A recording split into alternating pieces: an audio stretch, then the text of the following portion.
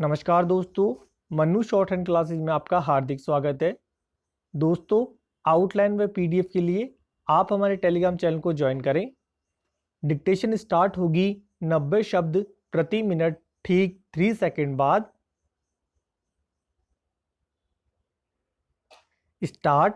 कलकत्ता उच्च न्यायालय की 5 सदस्यीय पीठ ने बंगाल सरकार को चुनाव बाद हिंसा की सभी शिकायतों को प्राथमिकी के रूप में दर्ज करने का आदेश देकर ममता सरकार के इस झूठ की पोल खोल दी कि उनके राज्य में कहीं कोई हिंसा नहीं हुई।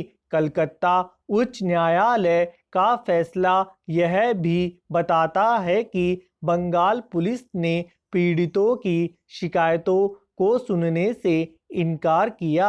देश के राजनीतिक इतिहास में यह शायद पहली बार है जब किसी राज्य सरकार ने अपने ही लोगों के दमन, उत्पीड़न और पलायन का संज्ञान लेने से इनकार करने के साथ यह झूठ भी फैलाया हो कि ऐसा कुछ नहीं हुआ।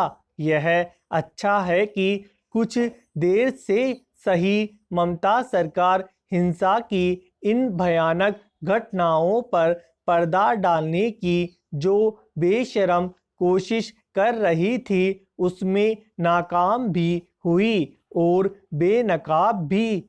सबसे शर्मनाक यह रहा कि बंगाल पुलिस भी ममता सरकार के झूठ का साथ देती हुई नजर आई। बंगाल पुलिस के अधिकारियों को इससे लज्जित होना चाहिए कि उन्होंने हिंसा पीड़ित लोगों की मदद करने के बजाय उनकी उपेक्षा की। वास्तव में उन्होंने बिल्कुल तृणमूल कांग्रेस के कार्यकर्ताओं की तरह व्यवहार किया, जिस राज्य की पुलिस सत्तारूढ़ दल के दास की तरह व्यवहार करे उससे कोई उम्मीद नहीं की जा सकती। इसमें संदेह है कि उच्च न्यायालय के आदेश के बाद बंगाल पुलिस अपने दायित्वों को लेकर सजग होगी। आखिर जिस पुलिस ने अपने सामने हो रही हिंसा से मुंह मोड़ा हो उससे यह उम्मीद कैसे की जा सकती है कि वह उच्च न्यायालय के आदेश पर अपना कर्तव्य पालन सही तरह करेगी। उचित होगा कि उच्च न्यायालय चुनाव बाद हिंसा की घटनाओं की पुलिस जांच की निगरानी खुद करे और भी उचित यह होगा कि वह इन घटनाओं की जांच के लिए किसी विशेष जांच दल का गठन करे। यदि वह यह काम नहीं करता तो फिर सर्वोच्च न्यायालय को इस दिशा में पहल करनी चाहिए, क्योंकि बंगाल के चुनाव बाद तृणमूल कांग्रेस के कार्यकर्ताओं ने अपने राजनीतिक विरोधियों के उत्पीड़न और दमन का जो घिनौना अभियान छेड़ा वह राज्य के माथे पर कलंक से कम नहीं।